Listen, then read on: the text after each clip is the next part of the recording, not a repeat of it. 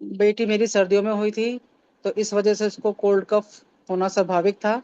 तो ऐसे में मैंने सबसे पहले मेरी माँ का सिखाया हुआ जो गुड़ अजवाइन का काढ़ा, वो मैंने मेरी बेटी को बहुत पिलाया है। सिर पर उसके सरसों के तेल की मालिश, गुनगुना करके सरसों का तेल वो उसके रमाया है। नाभि में जैसे बदहजमी हो गई तो नाभि में हींग का पानी वो लगाया है। और पान के पत्ते का जो काढ़ा बनता है वो उसको पिलाया। और छाती पर गरम करके पान के पत्ते को गरम करके वो उसको लगाया है। इससे भैया वो बहुत चैन से सो पाती थी और उसको बहुत जल्दी आराम मिलता था। और 2 साल तक मैंने मेरी बेटी को कोई दवाई तक नहीं दी है, एलोपैथी दवाई। जी दीदी। और जैसे कि वर्षा दीदी के सानिध्य में एक छोटी सी जानकारी, बहुत महत्वपूर्ण जानकारी मिली, तो उसी के ऊपर मैं छोटा सा भी जोड़ना चाहूंगा कि अजवाइन और गुड़, तो सांगर संहिता या आयुर्वेद शास्त्रों के अध्ययन के दौरान ये पता चला था कि जिन माँ प्रसूता माँ का दूध शुद्ध ना हो तो बच्चा भूखा नहीं रह सकता, बच्चे को तो कुछ ना कुछ चाहिए। तो उसके लिए सांगर संहिता में बताया गया कि जब माँ का दूध ना आ रहा हो या माँ का दूध शुद्ध ना हो तो अजवाइन गुड़ का काढ़ा बनाकर उसे एक एक दो दो बूंद दिया जाता है। मतलब उसके भोजन के रूप में अजवाइन और गुड़। तो ये सांगर संहिता का ही सूत्रों का एक वर्णन भी है, ऐसे आयुर्वेद के सभी ग्रंथों में है। जी। आगे चलते हैं। सुमन पाल बहन, मेरठ। वंदे मातरम भैया जी, वंदे मातरम सभी को। भैया जी मैं तो अधिकतर जैसे बच्चों को, मेरे छोटे बेटे को सबसे ज्यादा नमोनिया होता था, तो उसको मैं छाती पे सिकाई करती थी और विक्स की मालिश करती थी और तुलसी शहद में मिलाकर देती थी। जब भी उनको ये तकलीफ होती थी तो तभी भी मैं देती थी। और जैसे पेट में गैस कब्ज वगैरह हुई तो भैया जी उस तुलसी का ही ज्यादा अधिकतर काढ़ा इसका उपयोग किया है मैंने, और गिलोय का। तो उनको भैया बुखार हो चाहे कफ की समस्या हो, और एक पाउडर बनाती थी खांसी के लिए, हल्दी हल्दी और मेथी और अजवाइन का, तो उससे शहद में मिला के उनको चटाती थी। और भैया सबसे बड़े बेटे को मेरे को मतलब उसको ज्यादा कब्ज की समस्या रहती थी, तो मैं बड़ा हेड़ होता है तो बड़े हेड़ को घिस के पानी में और उसको चटाती थी, फिर ऊपर से गुनगुना पानी पिला देती थी। तो भैया जी मैं घरेलू में ही करती थी ज्यादा से ज्यादा। और जब से मैंने प्राकृतिक चिकित्सा सीखा है तो मैं घर के ही चीजों को, क्योंकि बड़ा बेटा मेरा तबीयत खराब होती थी ज्यादा से ज्यादा, दोनों समय इंजेक्शन दीदी लगते थे। माफ करें, मैं सिर्फ छोटे बच्चों की बात कर रहा हूँ, हाँ, नवजात शिशुओं की। छोटे बच्चे को ही बोला है भैया जी, उसकी तबीयत ज्यादा खराब रहती थी प्राकृतिक तो चिकित्सा सीखे हुए तो आपको अभी कुछ साल पहले सीखे होंगे, आपके बच्चे तो बड़े हो गए हैं। इसीलिए मैं आपको बोल रहा हूँ कि आप मुझे नवजात नवनिहाल बच्चों के पालन पोषण के ऊपर जो आपने आजमाया है, उपयोग किया है, उसकी बात करें। हाँ भैया जी मैंने यही आजमाया है। बाकी मैंने बाहर की दवाइयाँ सब बिल्कुल बंद कर दी थी, तो घरेलू में ही दिया है भैया जी, ज्यादा से ज्यादा मैंने तुलसी गिलोय घरेलू और जो उपचार अपनाए हैं उसकी बात करें। आपने दवाई दिलाई नहीं दिलाई उसकी बात ना करें, हमें दूसरे की कमी नहीं दिखानी है, हमें अपने बारे में बताना है कि हमने ये किया है। हाँ भैया ठीक जी है। मैंने यही किया है। ठीक है दीदी। अनुपमा बहन, करनाल। वंदे मातरम भैया जी। भैया जी मेरा जो बेटा है मतलब अभी 4 साल का है। तो उसको ना मार्च में जैसे खांसी बहुत ज़्यादा हो रखी थी, तो वो जैसे खांसी करता तो उल्टी भी करता था। जब तो पैदा मैंने हुआ तब की बात करें। मैंने बोला है नवजात नवजात शिशु का लालन पालन करते वक्त आपने क्या किया, उस वक्त कोई समस्या हुई तो क्या किया। फिर कह रहा हूं सारे सवाल ध्यान से सुन लें, कोई बीच का बतंगड़, बात का बतंगड़ ना बनाए। नवजात शिशु में ये किया भैया, उसको कब्ज बहुत रहती थी। और मैंने एक बूंद गर्म पानी के लेके उसमें क्या हींग डाल के भैया उसकी नाभि पे लगाया। और तब थोड़ी देर बाद वो मतलब अच्छे से फ्रेश हो जाता था, उसकी गैस सारी पास हो जाती थी। इस तरह का किया। और जब खांसी होती थी तो अदरक और शहद उसकी जीभ पे लगा देते थे भैया। इसके अलावा और कुछ हुआ बच्चों को? जब आपके बच्चा छोटा बच्चा था तो कुछ और हुआ? जी भैया, बुखार भी होता था, उल्टी भी होती थी जैसे। तो उल्टी में तो ये करते थे जैसे लौंग और अजवाइन वो देते थे भैया उसका काढ़ा बनाकर। और जब फीवर होता था तो तुलसी और काली मिर्च जैसे ये पानी में पका कर देते थे। और या फिर छोटा बच्चा तो एक बूंद बूंद ड्रॉप के साथ देते थे, या फिर दूध में पका के देती थी भैया जी। तो आपको किसी ने बोला नहीं कि छोटे बच्चे को दूध पानी नहीं देते? भाई 5-6 महीने का बच्चा, 1 महीने का बच्चा, 2 महीने का बच्चा, तो उन दिनों में ये जब तब तो दूध में देती थी भैया जी, जैसे दूध में तुलसी पका के। मैंने नवजात शिशु की बात कर रहा हूँ। ठीक है। हाँ जी भैया। ठीक है। ठीक है भैया जी। 30/11/2026। चलो 54। न- नीता सालवा दीदी। जी भैया। जी। मैंने सर्दी खांसी में बच्चे लोग को अपना नागरवेल का पान का सेक किया है। हल्दी और मध मध चटाया है, हल्दी मध साथ में। और अजवाइन की पोटली का सेक भी किया है उसको। और सरसों के तेल की गरम मालिश वो भी की है। और अभी मेरी पोती है छोटी, 1.5 साल की। तो उसको बुखार आया था, तो गिलोय और अपना तुलसी का काढ़ा बना के दिया था उसको बुखार में। दीदी जी। आपकी उम्र कितनी है? मेरी 53। और आपका पहला बच्चा कितने साल का है? 31 चालू है उसको। 31 साल पहले, आज से ठीक याद कीजिए कि जिस दिन बच्चा पैदा हुआ था, उस दिन हाँ आपके घर वाले, आपकी दादी, नानी, मौसी, अड़ोसी पड़ोसी, उन्होंने आपको कुछ सलाह दी थी, याद है? भाई जब बच्चा पैदा हुआ होगा तो कुछ तो बोला होगा कि भाई ऐसे ऐसे रखना, इस तरीके से पकड़ना, इस तरीके से करना। जी हाँ, वो तो सब सिखाते हैं। क्या सिखाते हैं? सिखाइए जरा। सबसे पहले क्या सिखाया गया था जब आपका बच्चा आपके हाथ में हुआ था, तो आपको क्या सिखाया गया था और किसने सिखाया था, किसने बोला था? तभी तो माँ भी थी, सास भी थी, दोनों साथ में ही थे। तो क्या बोला वो नहीं।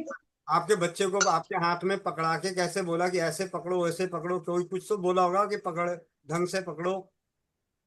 जी हाँ, सर का भाग ऊपर रखना है। सर का भाग ऊपर की तरह रखना है। दूध पिलाते वक्त भी उस तरह से रखना है कि पेट में बच्चे का दूध आराम से जाए। मतलब पैर का भाग नीचे की साइड, थोड़ा सर का भाग ऊपर की साइड, और सर के नीचे अपना हाथ रखना है। और दूध पी लेने के बाद में उसको कंधे पे रख के उसको थपथपाना है, ताकि उसको डकार आ जाए, उसका दूध वापस से ऊपर ना आए, इसलिए। जी दीदी, बहुत बढ़िया। अब आगे चलते हैं। रूना सिंह दीदी, क्योंकि मीरा मित्तल दीदी के पास देर से पहुंचेंगे क्योंकि उनको काफी पुराना हो गया, जैसे 31 साल पुराने थे वो भी पुरानी है। ठीक है। रूना सिंह दीदी। वंदे मातरम भैया, वंदे मातरम सभी को। और मेरा जो अपना अनुभव है, मेरे दोनों बच्चे नॉर्मल हुए हैं, नॉर्मल डिलीवरी से हुए हैं। और मेरी दादी ने हम लोगों को सबसे पहला चैप्टर यही सिखाए थे कि बच्चे को जब भी कुछ होगा, मतलब जन्म का शिशु का बोल रहे भैया, तो वो तुम्हारे ऊपर डिपेंड करता है। तुम्हारे खान पान से वो ठीक भी होंगे और तुम्हारे खान पान से उसको तकलीफ भी होगा। ये चीज सबसे पहले वो बना। और पहला दिन जब हॉस्पिटल से आती हूँ तो पहला दिन हम लोग का बोलते हैं ना, जो दिया जाता है वो गुड़ और अजवाइन दिया गया था। तो हम बोले ये किसको खाना, बोले इसी को खाना है। और खाना नहीं बोले, वो चबाना है। चबाना है गुड़ अजवाइन, और उसके बाद से वहां से स्टार्टअप होता है, हम लोग का खान पान शुरू होता है। और खाने में जो जो हम खाते हैं वो बच्चे को इफेक्ट करता है। उसके बाद भी भैया 3 चीज हमको सिखाया गया था कि एक जाफर लेना है, जो कि सरसों के तेल में रख देना है उसको। जब भी कुछ होगा उसको पहला दिन से रखा गया था। एक दिया गया था जमाइन का, डेली उसको गोबर के ये में डाल के धुआं करने के लिए। इससे बच्चे को ना सर्दी होगा ना खांसी होगा। और कभी कुछ हो रहा है तो इसका सेक लगाना है, पेट में सेक लगाना है, कान में सेक लगाना है, बच्चे को अगर कोई तकलीफ होता है। और तीसरा चीज बताया गया था जो हम अपने बच्चे पे अप्लाई करते थे, ये पार्ट जो होता है ना भैया, वो बहुत सॉफ्ट रहता है और धक धक धक धक करता है। तो उस पे भी जमाइन और सरसों को तेल को, थोड़ा जमाइन को दरदरा कूट के और सरसों का तेल यहाँ पे डालने के लिए दादी ने कहा।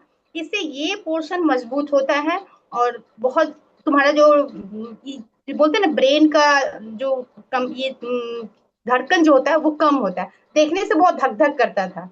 ये दिया गया था। जैसे जैसे बच्चे बड़े होते थे हम लोग का खान पान तब चेंज हुआ। जब भी कुछ होता था तो हम लोग का खान पान पहले चेंज किया जाता था, तुम खाओ और तुम्हारे दूध के माध्यम से बच्चे ठीक हो जाएंगे।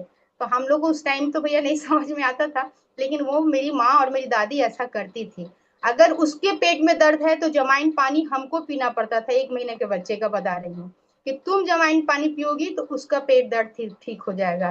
जैसे जैसे वो बड़ा हुआ तो थोड़ा और बड़ा हुआ है, तो हमारा दूध से अगर उसको कोई चीज का तकलीफ है, कान में अगर उसको लग रहा है कुछ दिक्कत है, तो हमारा ही दूध छोटे बच्चे के कान में देने के लिए बोला गया था। ये चीज सीखे। और जाफर जो होता है जो तेल में रखा रहता था, वो जाफर को पत्थर के गोला सा रहता था जिसपे चंदन घिसते हैं, उस पे घिस के और छोटी मात्रा में हनी के साथ चटाया जाता था। सीखो, इसको कब्ज नहीं होना चाहिए, कब्ज नहीं होगा बच्चे को। तुम जो खाती हो या तुम जो कुछ करती हो तो ये इसको पचाता था, वो डेली दिया जाता था। फिर 2-3 महीना 4 महीना ऐसे बढ़ते जा रहे हैं बच्चे। जब दांत निकलने का टाइम आया तो दादी ने सिखाया कि ये अंगूठा का ये पॉइंट दोनों देखना पड़ता था ये, और बोलते थे कि इसको दबाना तो इसको बहुत आसानी से दांत निकलेगा। एक और चीज दादी बताई कि इसकी बुआ को बोलना, यानी कि राज सोना की बुआ को बोलना कि बासी मुंह है, इसको अगर फूक देगी तो दांत बहुत आसानी से निकलेगा। बासी उसकी बुआ फूकेगी, मेरे फूकने से नहीं होगा। अगर उसकी बुआ फूकती है तो उसका दांत बहुत आसानी से निकल जाएगा।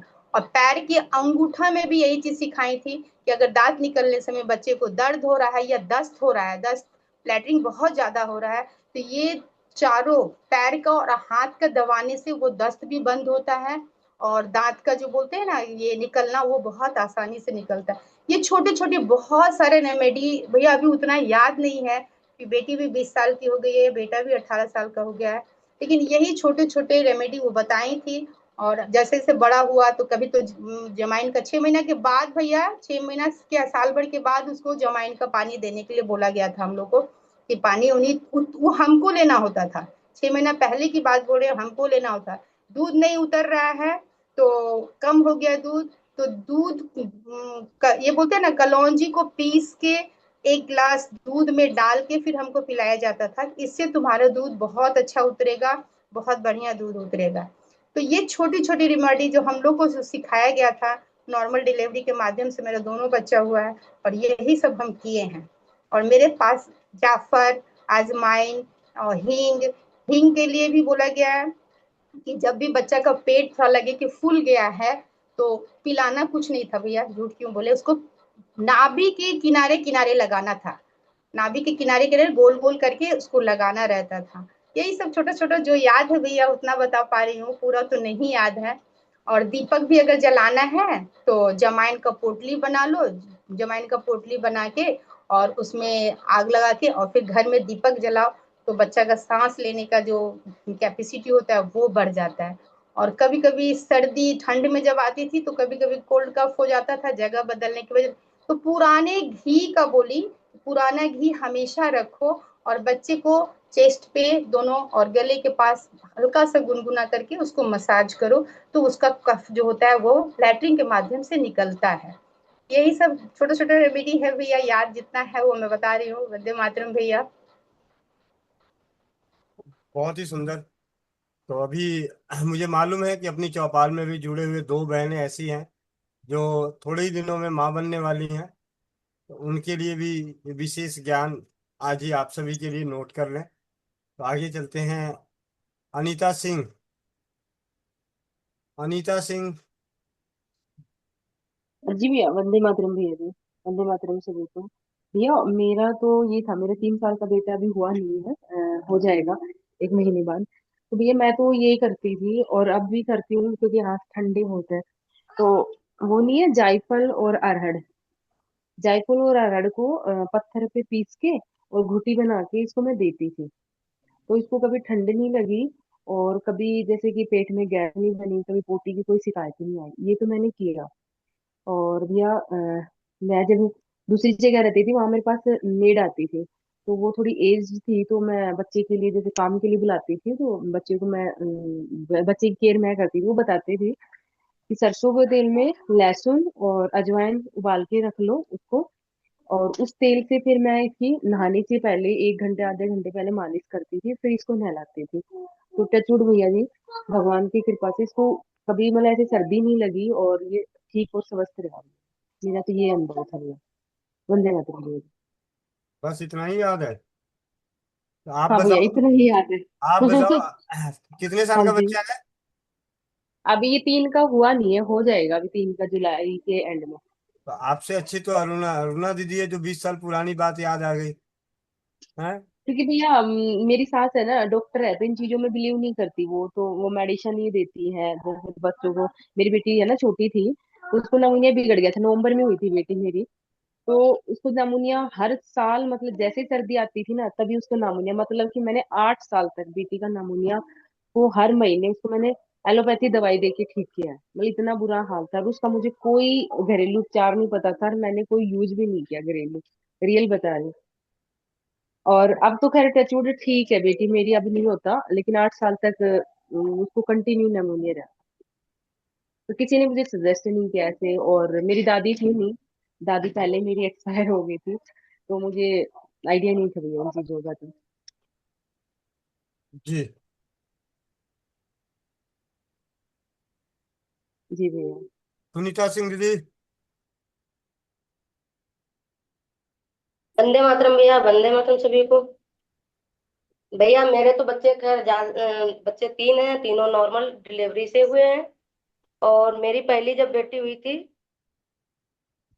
आवाज आ रही है? भैया आवाज आ रही है? हाँ जी।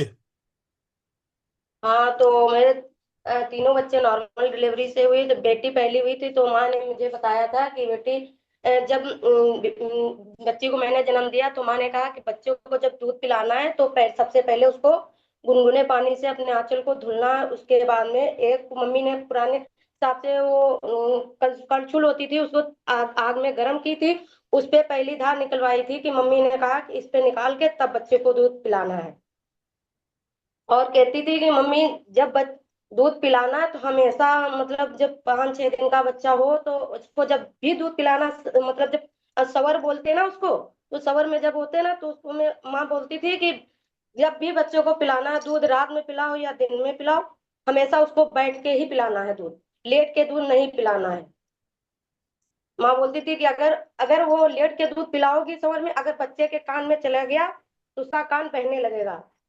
तो हम हमेशा भैया जो है बच्चों को, तीनों बच्चों को हमेशा बैठ के ही दूध पिलाते थे। और मम्मी कहती थी जब भी खाना खाना है तो बच्चों को हमेशा गोद में लेके खाना खाओ, ताकि वो बच्चा भूखा ना रहे अगर उसकी गोद में लेके खाओगे। ये मम्मी ने मुझे सिखाया था। और सर्दियों में बोला था कि मम्मी ने कि जब बच्चों को मालिश करना है तो उसमें कड़वे तेल में सरसों अजवाइन लहसुन का तेल पका के रख लीजिए और उससे ही मालिश करना ठंडी में। और जो है गर्मियों में भैया मैं सिर्फ कड़ू तेल से ही मालिश करती थी, उसको पकाती नहीं थी। और सर्दियों में मैं पका के तेल मालिश करती थी बच्चों को। और मेरी सास बोलती थी कि बच्चों को हमेशा एक जायफल और बादाम जो पत्थर पे घिस के उसको दूध में मिला के हमेशा, मतलब कंटिन्यू सुबह सुबह आपको देना ही है, जिससे बच्चे का डाइजेशन और उसका शरीर जो है अच्छा रहेगा, स्वस्थ। भैया यही मैं सब छोटे छोटे जो है टिप्स मम्मी ने और मेरी माँ ने, सासू माँ ने बताया, मैं यही करती थी और तीनों बच्चे मेरे स्वस्थ हुए भैया। जी। तो अभी जो बीच में स्वस्थ मिल परिवार की स्वास्थ्य अच्छा कक्षा में ज्ञान मिल रहा है, तो जिसकी सास ना हो, माँ ना हो, या है और ना बता रहे हो, तो आप ये समझो कि यहाँ पे बहुत सारी माँ और सास आपके पास उपलब्ध है। तो आप इनकी बातों को ध्यान से अपने जीवन में अमल कीजिएगा। आ, कुछ उन बहनों के लिए जो माँ बनने वाली हैं। तो अब रीना बहन जमुनानगर, ये आप तो माइक अनम्यूट करना मत, क्योंकि हैंड्रेस बाद में किया है, उस वक्त घूमने गई थी क्लासरूम से बाहर। सुषमा मिश्रा दीदी। वंदे मातरम भैया, वंदे मातरम सभी को। भैया सबसे पहले तो जब मेरे को जो बताया गया वो ये था कि मम्मी मेरे को बोली थी कि बेटा जब दीदी भी आप तेरे को, अपना उम्र बताओ, पहले उम्र बताओ। मेरी उम्र 51 प्लस है भैया।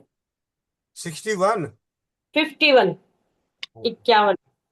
अच्छा, बच्चे कितने? बच्चे, बड़ा बच्चा, सबसे बड़ा बच्चा कितने साल का? मेरे दो बच्चे हैं, जिसमें एक बेटी एक बेटा है। और बेटी मेरी 29 की है, 29 साल की। और लड़का मेरा 28 साल का है। दोनों नॉर्मल डिलीवरी है। और घर बस एंड टाइम पे मेरे को हॉस्पिटल ले जाया गया था। और लड़का तो मेरा इतना हुआ कि अगर आधा घंटा ना ले जाते तो शायद घर पे ही हो जाता। ऐसा ऐसी सिचुएशन थी। तो दोनों नॉर्मल हुए थे। मम्मी ने इतना बताया था कि बेटा, जब 9वां महीना लग जाए उसके बाद में ठंडी चीजें कम से कम खाना, कुछ भी ठंडी चीजें ना खाना।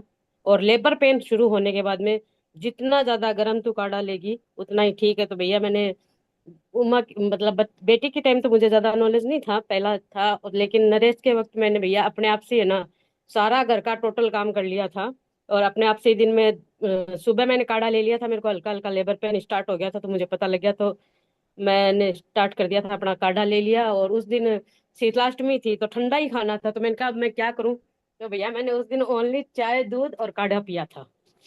और ठंडा मैंने मतलब प्रसाद के तौर पे लिया था, ज्यादा मैंने कुछ भी नहीं खाया था। और रात होते होते फिर बस रात को 11:30 पौने 12 बजे ही हो गया था।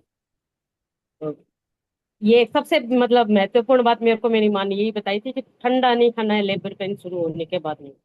तो यही मैं बहनों से कहूंगी। और जितना काम कर सकती है उतना करना। तो मैं घर का सारा टोटल पोछा भारी सब कुछ काम करती थी। कोई कहते हैं कि भाई गाय का नहीं करना चाहिए या वजन नहीं उठाना चाहिए, तो मैं वो भी सारा करती थी। कुछ नहीं हुआ था भैया, एकदम नॉर्मल की हुई। उसके बाद में बच्चे दोनों मेरे दोनों ने दूध पिया था तो वैसे ही कोई प्रॉब्लम नहीं थी। हमारे नॉर्मल था कि भी अंगारे करते थे, चूल्हा जलता था हमारे घर में, गाय थी। तो बच्चों को मतलब चूल्हे के पास लेके बैठ जाया करते थे दादा दादी दादा। तो वैसे ठंड का कोई नहीं था। और वहीं पे तेल लगा दिया करते थे उनको, बैठे बैठे सरसों का तेल यूज में किया करते थे तो वो तेल लगा दिया करते थे। तो और नहलाते थे तब एक इतना से करते थे कि उसको नहलाने के बाद में गुनगुने पानी के साथ जायफल दिया करते थे। और साथ में कभी ज्यादा रोता था तो माँ कहती थी इसकी नजर उतार दे। तो वो भी मैं नहीं उतारती थी, माँ ही उतार देती थी, लुड़ाई कर देती या बत्ती बना के वो जला देती थी तो हो जाता था। ऐसा कोई ज्यादा नहीं। 2 साल का हुआ तब उसको भैया लीवर खराब हो गया था उसका।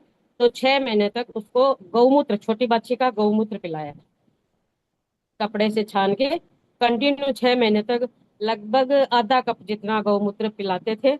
और उसका लीवर ठीक हो गया था। यही है भैया। बस अजवाइन का काढ़ा देते थे या तो जायफल देते थे। हमारे यहाँ पे हॉस्पिटल में जाने का ज्यादा वो नहीं था कि बार बार में बच्चों को ले जाओ हॉस्पिटल, ऐसा कुछ भी नहीं। घर पे ही सेक कर दो, मालिश कर दो, गुनगुने पानी के अंदर चाय पिला दो थोड़ी सी। अगर ज्यादा जुकाम हो गया तो अदरक वाली चाय पिला दो थोड़ी सी। बाबा मतलब मेरे ससुर सास ऐसे ही करते थे। जी भैया। जी दीदी, बहुत बहुत धन्यवाद। परमेश्वरी दीदी,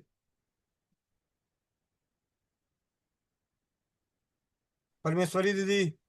जी भैया, वंदे मातरम। आवाज आ रही है? अपेक्षा गुप्ता बहन ने हाथ नीचे कर दे, मौका नहीं मिलेगा अब। वो शुरू में ही था। अगली बार से ध्यान रखना, अगर बोलने का शौक हो तो क्लास में पहले ही खड़े हो जाओ। वंदे मातरम भैया, सभी को धन्यवाद। वंदे मातरम। जी भैया, मेरे बच्चों को सासू माँ को तो इतना ध्यान नहीं था। उनको तो जब भी बच्चे बीमार होते थे ना तो वो नजर उतार देते थे।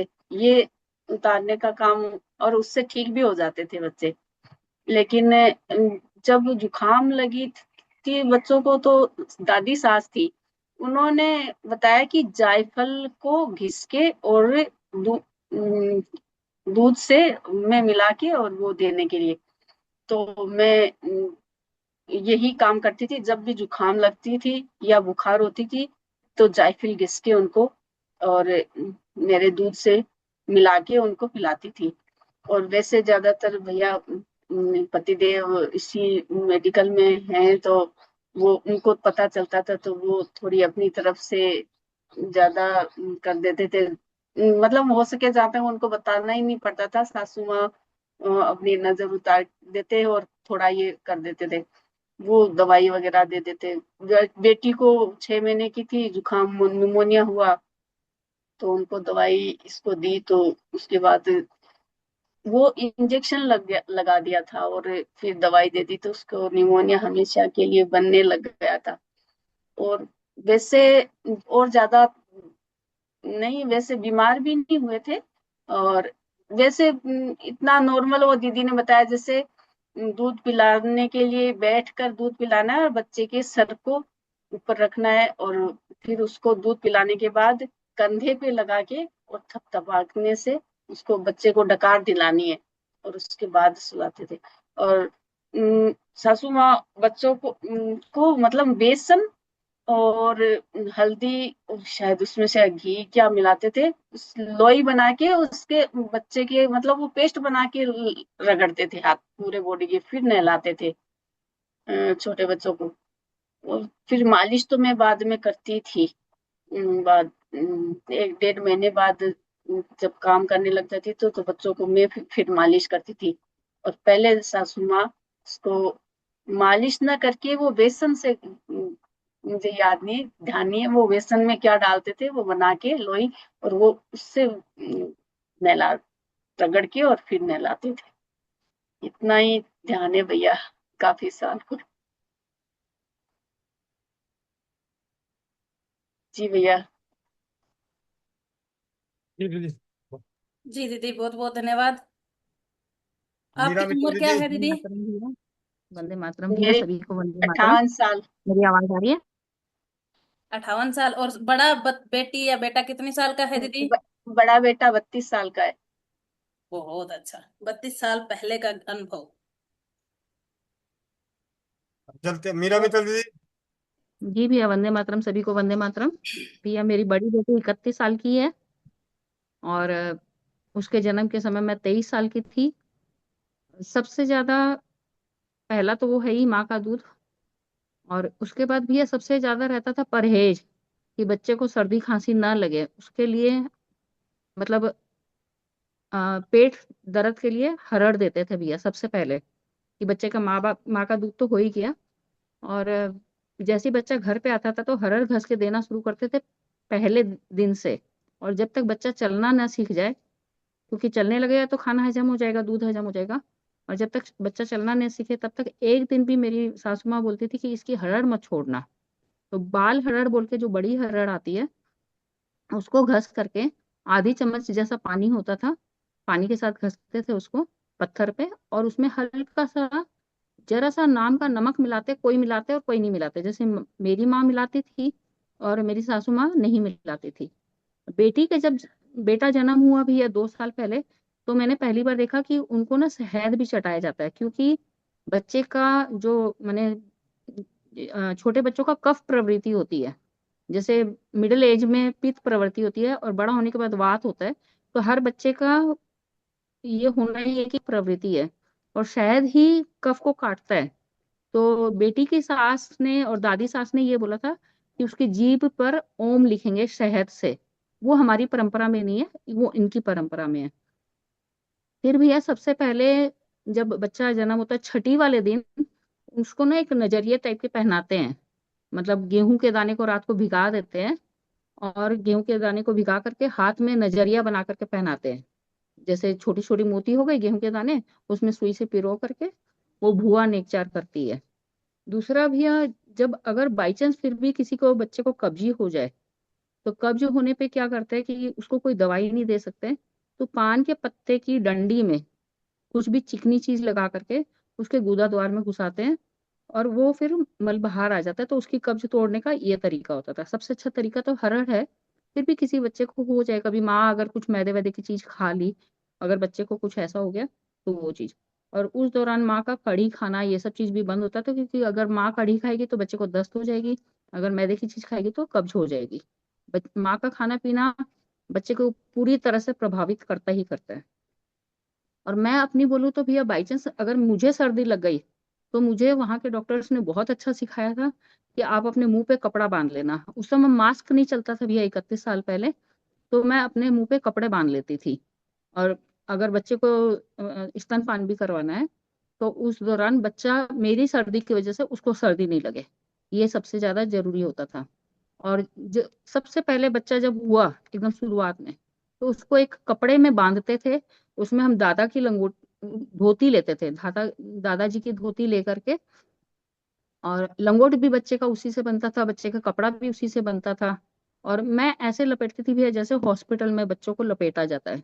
तो बच्चे को अगर हम अच्छे से लपेट देंगे, मतलब उस कपड़े को तिरछा रखा जाता है बर्फी के शेप में, और एक कोना को मोड़ देते हैं जो बच्चे के सिर के नीचे होता है, ताकि बच्चे का चेहरा ना ढके, और हाथ पांव को बांधते हैं, अच्छे से कपड़े से लपेटते हैं। उससे बच्चा ये फील करता है कि अभी भी मैं माँ की गोद में ही हूँ, मतलब माँ के गर्भ में ही हूँ। तो बच्चा चमकता नहीं है, ये चीज होती है भैया। और फिर एक सरसों तेल की मालिश तो जरूरी है ही, सुबह शाम। शुरू शुरू में तो 3-3 बार भी करनी होती है।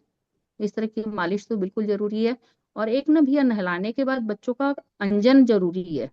जो छोटे बच्चे होते हैं उनको काजल फाड़ के हम जरूर लगाते हैं, ताकि उसकी आंखें अच्छी बने। ये शुरुआती सबसे ज्यादा रहता है कि नहला धुला करके। और जो मैं छत्तीसगढ़ में, मेरी छोटी वाली बेटी जब हुई थी, तो मैं छत्तीसगढ़ में रायपुर में थी। तो यहाँ के लोग जैसे ना देसी गाय का गोबर जला करके रखा बगल में, उसके ऊपर अपने हाथ की सीट कर करके बच्चे की पेट सिकाई करे, तो उससे भी बहुत अच्छा, माने पेट में गैस वैस जो होता है वो निकलता है। फिर उपटन है बच्चे को नहलाने के लिए, अगर लेना है तो बच्चे के वो अपना बेसन हल्दी और तेल करके उससे नहलाने का काम करते हैं। नहीं याद है, मेन मेन तो मैंने जो किया। और भगवान की दया से मेरे बच्चे कभी भी बीमार नहीं हुए, सर्दी से बुखार बिल्कुल नहीं हुआ। दूध पिलाने के बाद उसको ढकार दिलाना ये जरूरी होता था कि भाई खड़े मैंने कंधा लगा करके उसको मसल देते थे, ताकि उसकी ढकार निकल जाए, ये रहता था। और उस बच्चे को कभी भी बिठाते नहीं थे जब तक कि वो 5-6 महीने का ना हो जाए, ताकि उसका कुबड़ न निकले। इस तरह का उसका पीठ सीधी रखते थे। जो मैं लपेटती थी तो बिल्कुल ऐसा लपेट देती थी भैया कि वो एकदम सपाट सोती थी। फिर एक राई का तकिया बनता है भैया, जैसे ही बच्चा पैदा होता है तो एक राई का तकिया बनता है, जिससे उसका गोल रहे सिर। तकिया, एक छोटा सा तकिया बनेगा करीबन 12 इंची बाई 6 इंची का, और उसमें 1-1.5 kg राई भर देते हैं, ताकि उसके सिर की शेप अच्छी रहे, ये जरूरी रहता है। और नए कपड़े हम नहीं पहनाते भी ये बच्चे को, 1.25 महीने तक नए कपड़े नहीं पहनाते। छठे वाले दिन बुआ लेकर के आती है एक कपड़ा, उस दिन पहनाते हैं। और फिर जब हवन होता है, 9 दिन का हवन होता है, घर की शुद्धि होती है, तो फिर किसी किसी परिवार में ये है कि नानी के यहाँ से आता है, किसी किसी परिवार में कि वो लोग खुद पहली बार पहनाते हैं। तो इस तरह का चीज रहता है भैया। और माँ का दूध के अलावा मतलब 4 महीने तक तो बाहर का दूध वगैरह कुछ भी नहीं देते हैं, कुछ भी बाहर का खाना वाना कुछ नहीं। और हमारे में तो अजवाइन का पानी वगैरह भी नहीं देते छोटे बच्चों को, सिर्फ एक हरड़ घस के देते हैं। अगर सर्दी लग गई तो जायफल घस करके देते हैं। और कभी कभी बच्चा जब बहुत ज्यादा रोता है कि लगता है कि बच्चे को नजर लग गई है, तो फिर वो नून राई करना या सरसों तेल की बत्ती उसके ऊपर से घुमा करके जला देते हैं, दीवार में चिपका देते हैं, वो जैसे जैसे टपकता है उसकी नजर उतर जाती है, ऐसा करते थे भैया। और एक ये का, और ज्यादा होता था तो भैया कभी कभी ना तवा को गरम करके एक परात में डाल देते थे, और उसकी जो भाप लगती थी एकदम से, तो उस भाप को बच्चे की तरफ करते थे कि वो भाप बच्चे को मिले। इस तरीके से करते थे भैया, जो परंपराओं में था यही था। लेकिन मेरा जो सबसे ज्यादा था कि बच्चे को परहेज, कि बच्चे को बीमार ना होने दे। तो मैं किसी को मतलब ऐसे एकदम ब्रीदिंग कांटेक्ट में आने नहीं देती थी। अगर किसी को सर्दी लगी है तो आप गोदी मत लो, अगर आपको बुखार हुआ था 1-2 दिन पहले आज, तो बच्चे को मत लो। और मैं खुद भी बहुत परहेज से रहती थी। भगवान की दया से बच्चों को सर्दी खांसी ये सब पेट दर्द वगैरह कभी नहीं हुआ। एक बार मैंने सेरेलैक वगैरह दिया था, तो बच्चे को दस्त लगी थी बहुत गंदे तरीके से। तो वो मैं जरूर बताना चाहूंगी कि बाहर का डब्बा दूध वगैरह बिल्कुल नहीं देना चाहिए, क्योंकि नेस्टम अगर देते हैं तो उससे थोड़ी सी कब्ज होती है, और कई चीजों से दस्त भी होती है। तो बाहर की चीजों का परहेज जरूर किया। जी भैया, तो वंदे मातरम। धन्यवाद। जी। और एक बात मुझे याद आ रही है कि बच्चे का गर्दन के साथ कुछ ऐसा हो जाता है, तो उसे दो लोग पकड़ के रखते हैं। बच्चा रो रहा हो, चुप नहीं हो रहा हो, और पीता हुआ कुछ भी पी नहीं रहा है, खा पी नहीं रहा हो, गले के नीचे भी मतलब स्तन को भी नहीं पकड़ रहा हो, तो ऐसी परिस्थिति में या बच्चा चुप होने का नाम ही नहीं लेता। तो कई बार अपनी परंपराओं में भी हमने देखा है। तो मैं कि तौलिया है, गमछा है, कुछ भी चादर है, उसको दो लोग दोनों तरफ से, दोनों चारों कोनों को पकड़ लेते हैं, और बच्चे को उसमें लेटा देते हैं और एक तरफ से ऊंचा करता है, बच्चा लुढ़कता हुआ दूसरी तरफ जाता है, फिर दूसरी तरफ वाला ऊंचा करता है, बच्चा लुढ़कता हुआ नीचे आता है। तो ये एक घरेलू उपचारों में मैंने कई बार, एक दो बार तो अपने बच्चों को ही करते हुए देखा, फिर दादी नानी और गांव समाज में करते हुए देखा है। भैया तो उसको हंसली चलना बोलते हैं भैया। जी, जब बच्चे की हंसली लग गई हो तो उसमें इस उपचार को, परंपरागत उपचार को अपनाया जाता है। अब चलते हैं नीतू महेश्वरी दीदी के पास। स्वस्थ समृद्ध परिवार की ओर से आयुर्वेद की पंसार खाने पे और अपने आसपास में होने वाले एक ऐसे पौधे के